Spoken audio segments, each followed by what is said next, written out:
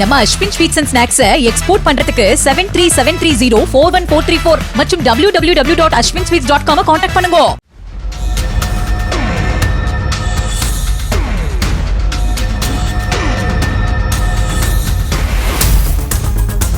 மதுரையில் மது போதையில் அடிக்கடி தகராறில் ஈடுபட்டு வந்த மகன் தூங்கிக் கொண்டிருந்த போது தலையில் அம்மிக்கல்லை போட்டு கொலை செய்ததாக தாய் கைது செய்யப்பட்டார்.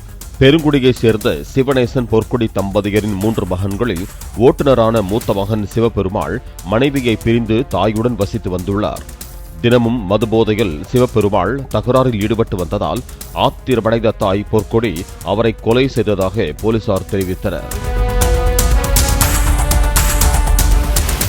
நம்ம Ashwin sweets and snacks export பண்றதுக்கு 7373041434 மற்றும் www.ashwinsweets.com கான்டாக்ட் பண்ணுங்க.